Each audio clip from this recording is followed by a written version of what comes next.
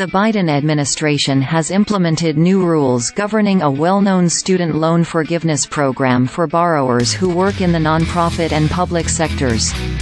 The updated regulations simplify the definition of full-time employment. The changes also expand the program to include certain occupations that previously had been excluded from loan forgiveness. And the new rules are already live.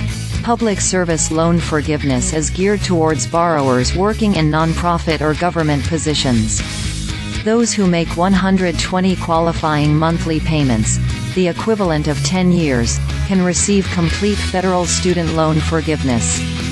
The original PSLF rules were fairly strict when it came to defining what counted as qualifying employment or a qualifying payment. To start, only payments made on direct federal student loans under a 10-year standard plan or income-driven repayment plan could count. And only full-time, direct W-2 employment for qualifying organizations, mostly 501(c)(3) organizations and government entities, was eligible. To meet PSLF requirements, borrowers had to be considered full-time by their employer while working at least 30 hours per week or more. During the last 2 years, the Biden administration established 2 temporary programs intended to expand access to PSLF and address historical problems with the program, such as rampant misinformation and poor administering by both the government and its contracted loan servicers. These initiatives, the Limited PSLF Waiver, which ended last fall, and the IDR Account Adjustment, which is ongoing, relax the strict rules governing what constitutes a qualifying payment. The waivers have allowed many past periods of repayment, deferment, and forbearance that had been rejected to now count toward loan forgiveness under PSLF. So far, more than 700,000 borrowers have received student loan forgiveness through PSLF under these waiver initiatives, more than a 100-fold increase compared to earlier years.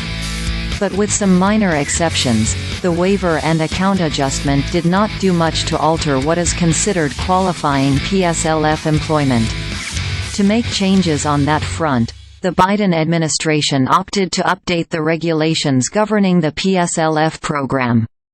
The Biden administration enacted new PSLF regulations on July 1.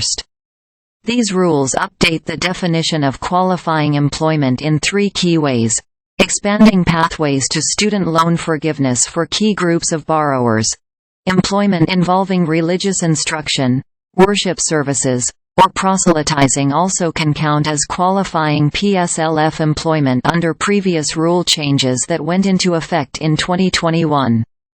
In addition to the expanded regulations governing qualifying employment, these PSLF rule changes also will allow more periods of repayment, deferment, and forbearance to count towards student loan forgiveness. And last month, the Education Department unveiled a new safe harbor feature.